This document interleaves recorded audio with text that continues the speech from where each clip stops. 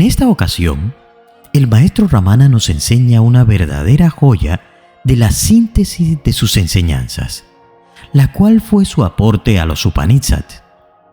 Para quienes inician en estas enseñanzas, los Upanishads son una colección de textos sagrados de la antigua India, los cuales se consideran una de las principales fuentes de conocimiento en el hinduismo y son parte de los textos llamados Vedas, que son los escritos más antiguos de la religión védica. El Upadesha Shar es considerado un compendio conciso pero profundo de las enseñanzas espirituales de Ramana Maharshi y ha sido apreciado por ser claro y directo en la transmisión de la sabiduría espiritual. Es un texto valioso para aquellos que buscan una guía en el camino de la autorrealización y la liberación espiritual. Pero esta vez hemos conseguido hacerlo mucho más fácil de entender, ya que tiene los comentarios o la explicación de Swami Tejomayananda, quien desglosa las 3 partes de la enseñanza y que dejan al escucha, al ego, sin un lugar donde esconderse. Es el extracto de las enseñanzas del Maharshi, así que sugerimos escucharlos con mucha atención y, si es necesario, retroceder el video en las partes que no queden claras para garantizar el entendimiento de las enseñanzas, ya que con solo interiorizar las enseñanzas aquí presentadas es suficiente para lograr el autoconocimiento. Antes de iniciar, te invitamos a suscribirte al canal, ya que tenemos muchos videos que te llevarán seguramente al entendimiento y la liberación del sufrimiento. Ahora, comencemos. El sendero de la acción, la senda de la devoción y la senda del conocimiento son los 3 pilares aquí presentados. Cualquiera de ellos te llevará, sin lugar a duda, al objetivo trazado. En este momento se abre ante tu presencia la esencia del autoconocimiento. Karma Yoga, el sendero de la acción. Por el mandato, conforme a las leyes del Creador del mundo, el Señor, se obtienen los frutos de la acción. Entonces, ¿cómo es la acción la realidad suprema? No lo es, pues la acción es inerte. En el vasto océano de las acciones, el resultado impermanente ocasiona la caída del hombre y constituye una barrera para el progreso. ¿Puede el hombre renunciar a la acción y darse cuenta de la naturaleza impermanente de los resultados que ocasionan sufrimiento y obstruyen el progreso? Esto no es posible, pues el hombre no puede vivir ni un segundo siquiera sin la acción. En verdad se trata de una acción muy singular. El hombre no puede dejar de actuar ni puede obtener la felicidad perdurable de los resultados de las acciones, y éstas parecen traer consigo más y más cadenas para el hombre. Si esto es así, ¿qué debe hacer? La respuesta se da en el siguiente verso. Las acciones que se realizan con una actitud de dedicación al Señor, sin apego al resultado, purifican la mente y son un medio para obtener la liberación. Por la naturaleza, las acciones no son esclavizantes. Por tanto, no es la realización de las acciones lo que tememos. El temor, el gozo o el sufrimiento surgen de los resultados de las acciones. Así pues, no necesitamos abandonar las acciones, como tampoco podemos dejar de actuar. La acción es la insignia misma de la vida. Solo un cuerpo muerto no actúa, puesto que las acciones no necesitan ni pueden eliminarse. ¿podemos entonces renunciar a los resultados? Esto tampoco es posible, pues los resultados son inevitables. ¿Cómo podemos escapar entonces de las ataduras que significan? En respuesta a esta pregunta, Ramana Maharshi dice que las acciones que se llevan a cabo sin deseo por los resultados nos liberan de la esclavitud. Esta parece una filosofía irreal e imposible de seguir, pues el hombre no puede realizar acción alguna sin deseo. Aquí es necesario comprender el significado de la palabra deseo. Así, al investigar comprendemos que el resultado o deseo del resultado no es la verdadera causa del sufrimiento. La aflicción nos invade porque siempre queremos obtener solo un resultado particular y específico. Al presentar un examen, nuestro deseo es aprobarlo. Este es un anhelo común que mueve a la acción. Sin embargo, si un estudiante insiste en obtener la calificación máxima y consigue una menor, se sentirá desdichado aunque haya aprobado. En cambio, si otro estudiante que no espera aprobar, aprueba, se regocijará. Esto nos muestra que la causa del sufrimiento no es el resultado del examen o el deseo de aprobación, sino la insistencia en un resultado particular y específico.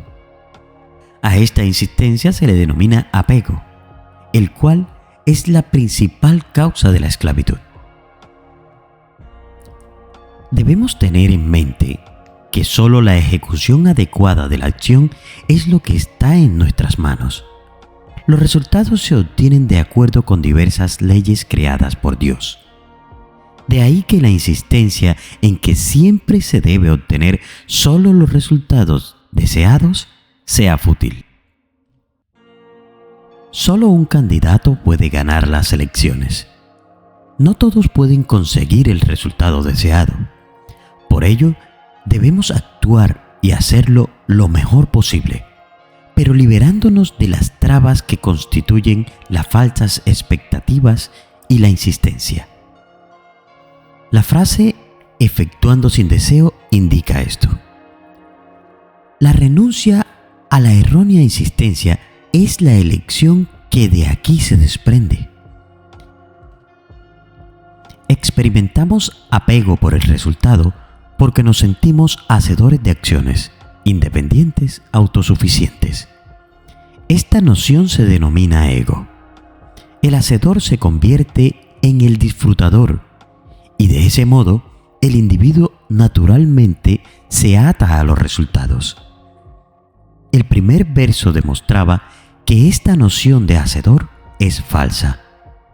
Para renunciar a esta idea de hacedor, es necesaria la actitud de dedicación de las acciones al Señor. Ahora bien, ¿cómo podemos ofrecer las acciones al Señor? La respuesta es la siguiente. El Señor es el que controla los tres poderes: el conocimiento, el deseo y la acción. El individuo no puede tener derecho o poder alguno independiente del total. La parte no puede existir separada del todo.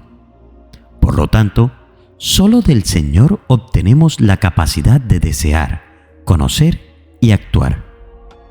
Si antes de actuar tomamos en cuenta esto, separados de Él, ¿cómo podemos ser hacedores? Solo Él actúa a través de nosotros. El renunciamiento a este falso ego se conoce como la actitud de entrega al Señor. En el mismo sentido, puesto que todos los resultados son acorde con las leyes del Señor, ellos son el regalo que el Señor nos obsequia. Los dulces que ofrecemos al Señor en el templo, después de ofrendados, se reciben como el regalo del Señor. Con la misma actitud debemos recibir todos los resultados de las acciones. No insistamos en un particular, ni regateemos la cantidad. Cualquier cosa que se reciba debe compartirse con los demás de buena gana, y solo entonces ha de aceptarse. La actitud que debemos asumir al aceptarla debe ser alegre. Tal actitud nos libera de nuestros gustos y aversiones y purifica la mente. Una mente pura, en este sentido, es capaz de obtener el autoconocimiento. Por consiguiente, una mente pura resulta valiosa y ayuda para lograr la liberación. De este modo, vemos que la acción realizada con ego y deseo egocéntrico esclaviza al hombre. Cuando las acciones se realizan con el entendimiento de que el Señor es el gobernante de todas ellas y el que otorga todos los frutos, la mente se purifica, pues las inclinaciones se agotan y dicha mente se convierte en un apoyo para liberar al hombre. Esta actitud de entrega al Señor en la ejecución de las acciones y de alegre aceptación de los frutos obtenidos se denomina Karma Yoga, el sendero de la acción. ¿Alguna vez te has detenido a pensar cómo percibimos el mundo que nos rodea? En nuestra vida cotidiana, damos por sentado que el tiempo y el espacio son realidades objetivas, como si estuvieran grabadas en la esencia misma de la existencia. Pero, ¿y si te dijéramos que estas dos dimensiones están íntimamente conectadas con la forma en que experimentamos la apariencia del mundo? Prepárate para un viaje fascinante hacia las profundidades de nuestra percepción. En este video exploraremos cómo nuestra mente moldea la realidad y cómo el concepto del tiempo y espacio se entrelazan con nuestra experiencia cotidiana. Descubriremos los secretos que yacen detrás de nuestras impresiones mentales. Acompáñanos en este viaje inquietante donde desafiaremos nuestras percepciones preconcebidas y cuestionaremos la naturaleza misma de la realidad. A través de una entrevista con Ramana Maharshi, nos sumergiremos en un fascinante laberinto de ideas y conceptos que damos por sentado. Prepárate para desafiar tus límites mentales y abrirte a una nueva forma de pensar. Hoy desafiaremos la supuesta objetividad del tiempo y el espacio y exploraremos cómo nuestras impresiones mentales dan forma a la realidad que experimentamos. ¿Estás listo para cuestionarte tu percepción del mundo? Antes de iniciar, suscríbete a nuestro canal donde diariamente traemos este tipo de dardos que prometen sacarnos de la ilusión. Empecemos.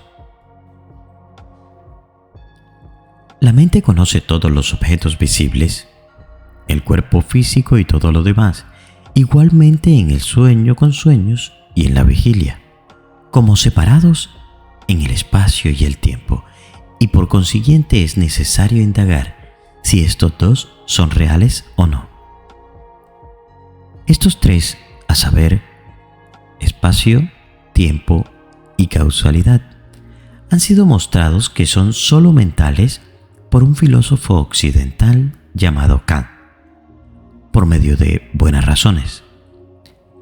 Bhagavan Ramana Maharshi aclara a los buscadores de la liberación, por la experiencia de todos los hombres en el sueño profundo y por la experiencia de los sabios en el estado supremo, que estos tres son irreales. Debido a que nadie conoce el espacio y el tiempo en sueño profundo, donde la mente está latente, y en el estado supremo, donde la mente se ha perdido, estos dos son solo mentales. Tanto en el estado de sueño con sueños como en el estado de vigilia, la mente crea estos dos, el espacio y el tiempo, junto con el mundo. Sin ellos, la mente no conoce nada. Esta es la naturaleza constante de la mente. Debido solo a la ignorancia, yo soy el cuerpo, el hombre tiene la conciencia, yo estoy en el espacio y el tiempo. Realmente, nosotros no estamos en el espacio ni el tiempo. Si nosotros fuéramos cuerpos, entonces, y solo entonces, estaríamos en ellos. Nosotros no somos cuerpos, ni los poseemos, puesto que nosotros nunca devenimos almas. El espacio y el tiempo, lo mismo que todas las cosas, son creadas en nosotros por la mente debido a la ignorancia. Puede preguntarse cuándo nos desharemos de este engaño de la realidad objetiva del espacio y del tiempo. La pregunta dada en el verso siguiente es de Bhagavan. Si la mente, por la indagación de su fuente, obtiene paz en el estado supremo, entonces estos dos son tragados por el sí mismo real junto con el ego y el mundo. La totalidad del mundo, que está compuesto de causa y efecto, junto con el espacio y el tiempo, es ilusoria. El sí mismo real nunca sufre cambios, ni por el espacio, ni por el tiempo, ni por la causalidad, puesto que el único sí mismo real de todo, que es siempre el mismo, que no se aparta nunca de su verdadera naturaleza, que trasciende el tiempo, que es exento de espacio y por consiguiente infinito, es experimentado por los sabios. Solo Él es real, nada más. A continuación se tratan las tres divisiones del tiempo, a saber, pasado, presente y futuro, y se muestra que son irreales. Tampoco las divisiones del tiempo, a saber, pasado, presente y futuro, son reales. El pasado y el futuro son dependientes del presente y son ellos mismos presente en sus propios tiempos. Así pues, todo el tiempo es solo presente. Los hombres hacen esta división solo con palabras. La realidad eterna es en verdad solo el sí mismo real. Por consiguiente, solo Él es presente y nada más. Por consiguiente, el aspirante debe apuntar a la experiencia de la verdad de ese sí mismo, obteniendo el estado supremo. La discusión del pasado y del futuro se declara que es lo mismo que tratar de contar sin el conocimiento del número uno. Solo existe el número uno y nada más, debido a que todos los números son modificaciones de él. De la misma manera, solo existe la conciencia que es el sí mismo, y la totalidad del mundo es solo eso. Lo mismo que uno deviene capaz, conociendo el número uno, de conocer todos los números, así también después de conocer la verdad del sí mismo, los sabios llegan a conocer la verdad del mundo también. El gurú dice que tener conocimiento de algo u otro que el sí mismo, sin conocer primero la verdad de uno mismo, es solo ignorancia. Todo lo que uno conoce sin tener una conciencia correcta de sí mismo es un conocimiento que es contrario a la verdad. Cuando por la indagación del sí mismo, ese sí mismo es conocido, no queda nada más que conocer.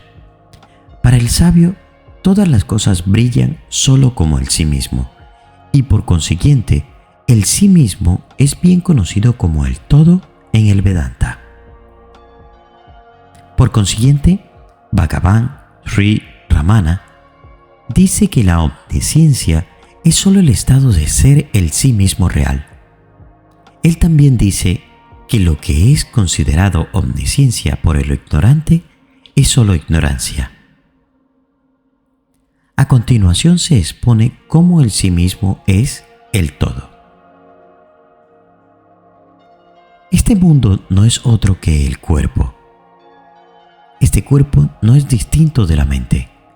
La mente no existe aparte del sí mismo real. Por consiguiente, ese sí mismo es todo el mundo. ¿Cómo era yo en mi nacimiento anterior?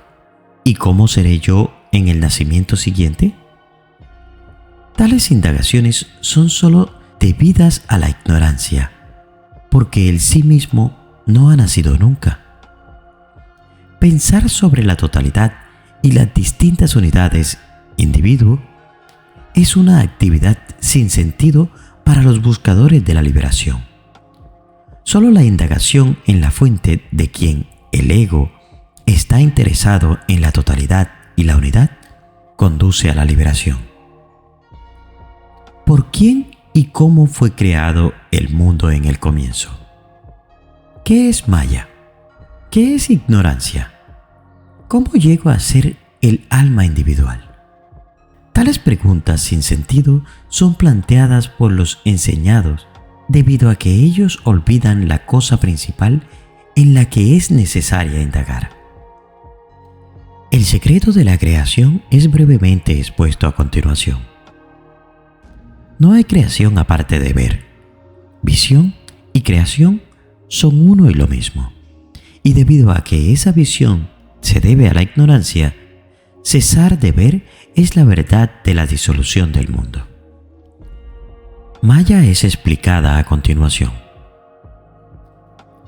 Es el poder del Ser Supremo, llamado Maya, el que toma la forma de las percepciones de los sentidos y con ello crea este variado mundo que los engañados están persuadidos de que es real.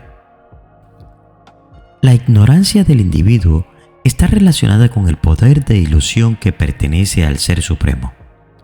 No hay otra explicación de la creación. A continuación se muestra que ocuparse de estas indagaciones es posponer la cosa que importa, la indagación del sí mismo real, que es la cosa principal a la que hay que darse. Indagar en las irrealidades, tomándolas como reales, conduce a olvidar el sí mismo real. Y no hay otra muerte que este olvido, debido a que de esta manera el sí mismo está casi perdido para el buscador. A continuación se señala la urgencia de la indagación del sí mismo. Si el aspirante conoce el sí mismo en esta vida misma, entonces, y solo entonces, para él lo real es real. Si en esta vida él no llega a conocer el sí mismo, para él lo real, el sí mismo, permanece ocultado por lo irreal. Por consiguiente, el aspirante, estando firmemente convencido de que el espacio y el tiempo son irreales, debe abandonar la totalidad del mundo y buscar conocer el sustrato, el sí mismo, por medio de la indagación de su propia naturaleza verdadera. Al poner en práctica el método de la autoindagación, no logro calmar el flujo de pensamientos. ¿Qué estoy haciendo mal? Esta es una pregunta muy común en la comunidad y hoy encontraremos la solución. Es aquí donde entra el gran maestro Ramana Maharshi, quien nos desvela la forma correcta de hacerlo, la cual hemos puesto en práctica para lograr obtener el resultado. Comenzaremos con una parte muy necesaria que, al ser obviada, eliminamos cualquier posibilidad de llegar al objetivo. Escúchalo con mucha atención y, si es necesario, repite el audio para conseguir un entendimiento completo. Empecemos. En una ocasión, Bhagavan me dijo que los pensamientos surgen como destellos, que no hay ningún pensamiento continuo. Es como el ciclo de la corriente alterna, pero tan rápido que da la sensación de no parar nunca. Al igual que sucede con la luz que produce una bombilla eléctrica. Si uno pudiera concentrarse en los intervalos que hay entre los pensamientos, en lugar de concentrarse en los pensamientos mismos, quedaría establecido en el ser. Sus enseñanzas siempre resaltaban que la mente y el pensamiento son exactamente lo mismo. La mente no es más que un montón de pensamientos. Asimismo, el ego y la mente son idénticos y surgen simultáneamente. al surgir el ego, surge todo lo demás. El ego, la raíz de todos los pensamientos. No obstante, verdaderamente, la mente no es más que el concepto yo. El ego es tan pasajero como el pensamiento y, en realidad, no existe verdaderamente. ¿Acaso no se dice en el budismo que tales cosas como el ego no existen? Ellos nos conducen directamente al Advaita. Ahora bien, el Advaita no es lo mismo que lo que se suele entender por monismo, y tampoco constituye el eslogan para evitar dificultades. Obviamente significa no dos, pero esto no equivale a decir uno, aunque al pensador poco avesado le cueste ver la diferencia. Si lo llamamos monismo, establecemos como premisa que es uno e inferimos la existencia de una serie. 1, 2, 3, etc. Que no existe, porque solo existe el no dos. Cuando vemos las cosas, percibimos una dualidad que no tiene por qué ser irreal. Solo es irreal en el sentido de que solo existe el no dos. Aparentemente está ahí, pero es algo efímero y pasajero. Esta manifestación pasajera se denomina Maya, término que se suele traducir como ilusión o espejismo, aunque realmente significa lo que no existe o lo que pone límites a lo ilimitado. De hecho, todo aquello que percibimos a través de los sentidos está en la mente. Los sentidos son un mero instrumento de la mente. La verdad es que no existe tal ilusión sino lo transitorio. La misma verdad existe en el trasfondo de todo. Entonces, ¿cuál es la solución si nada es permanente y solo es apariencia?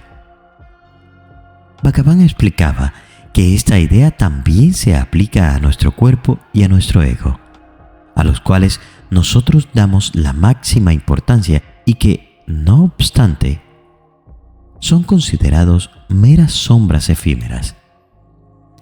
Sin embargo, no hay razón para desanimarse, ya que hasta detrás de las apariencias más efímeras debe existir algo dispuesto a permanecer. Damos un salto porque pensamos que estamos viendo una serpiente, pero después que advertimos que solo se trata de una cuerda, aunque la serpiente sea irreal, la cuerda existe.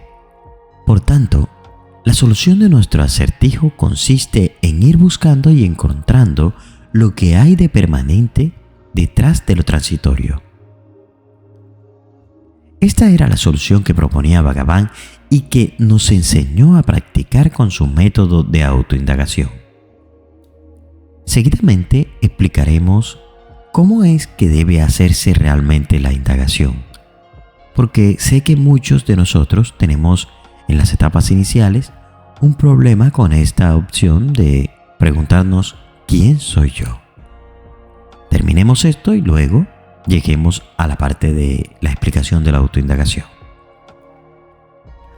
Aunque el ego cambia a cada minuto, aunque seamos individuos enteramente distintos en cada una de las etapas de la vida, siempre nos acompaña un yo que obviamente no es el ego, ya que hemos visto que el ego cambia a cada segundo, mientras que este yo está con nosotros desde siempre como observador. Tenemos que remontarnos hasta su origen y, a través de este método de autoindagación, acabaremos tomando conciencia del ser. Al hablar de Bhagavan y de lo que decía, da la sensación de que sus enseñanzas se contradecían, pero esto se debe únicamente a que tenía que hablar desde dos puntos de vista. Su verdadera enseñanza, que nunca se tambaleaba, era que lo único que existe es el ser, y él veía todo exclusivamente como eso y nada más. Sin embargo, la mayoría de la gente no estaba preparada para aceptar esta enseñanza y quería que Bhagavan se extendiera más sobre el tema. Por ello, se hacía necesaria algunas explicaciones para las cuales tenía que hablar desde el punto de vista limitado del que preguntaba. Antes se había dicho que Bhagavan nunca impartía enseñanzas sobre la reencarnación.